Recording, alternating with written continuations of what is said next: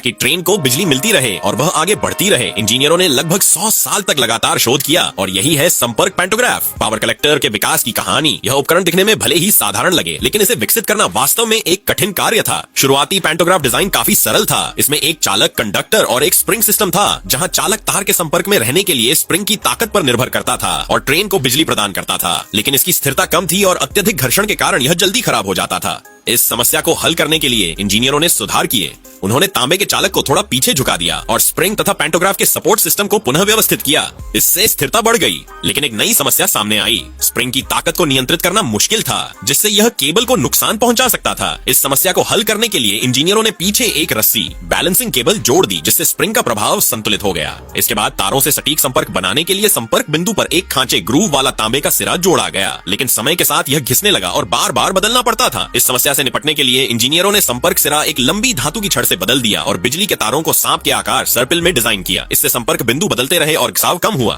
फिर overhead cables के घर्षण को कम करने के लिए संपर्क सतह पर एक विशेष पट्टी जोड़ी गई। इससे ट्रेन तेज गति से भी सुचारू रूप से चलने लगी। साथ ही इसके दोनों किनारों पर आर्च शेप्ड कलेक्टर जोड़े गए, जिससे जब ट्रेन ट्रैक बदलती थी तो तार आसानी से एक से दूसरे पर स्विच हो जाते थे। लेकिन जैसे जैसे ट्रेन की गति बढ़ी, एक नई समस्या आई, हवा का दबाव और कंपन। क्योंकि तेज रफ्तार पर पैंटोग्राफ के पीछे हवा के भंवर, वॉर्टेक्स बनने लगे। इसे हल करने के लिए 1903 में इंजीनियरों ने डबल आर्म पैंटोग्राफ विकसित किया, जिससे कंपन की समस्या हल हो गई। ड्राइवर के लिए भी इसे नियंत्रित करना आसान हो गया, क्योंकि वह केल की ऊंचाई देखकर इसे समायोजित कर सकता था। हालांकि डबल आर्म पैंटोग्राफ भारी और कम ऊर्जा कुशल था, इसलिए इसे हल्का और लचीला बनाने के लिए सिंगल आर्म पैंटोग्राफ बनाया गया। इसमें 4 लिंक सिस्टम, 4 बार मैकेनिज्म था, जिसमें संपर्क सिरा एक पीले रंग की लंबी छड़ पर लगा था, जिसे ऊंचाई के अनुसार समायोजित किया जा सकता था। लेकिन ऊंचाई बदलने पर संपर्क का कोण बदल जाता, जिससे तार से जुड़ाव प्रभावित होता। इंजीनियरों ने इस समस्या को बैलेंसिंग रॉड जोड़कर हल किया। यह रॉड निचले हाथ, लोअर आर्म से जुड़ी थी और संपर्क सिरा स्थिर रखती थी, जिससे यह हर ऊंचाई पर समानांतर रहता था। बड़े हाथ, अपर आर्म में न्यूमैटिक पिस्टन सिस्टम जोड़ा गया, जिससे पैंटोग्राफ को आसानी से ऊपर, नीचे या डिस्कनेक्ट किया जा सकता था। यह सरल, प्रभावी और विश्वसनीय डिजाइन आज भी हाई स्पीड ट्रेनों में उपयोग किया जाता है। कुल मिलाकर पैंटोग्राफ इंजीनियरिंग का एक चमत्कार है, जिसने आधुनिक तेज रफ्तार ट्रेनों को स्थायी रूप से शक्ति प्रदान करने में महत्वपूर्ण भूमिका निभाई है।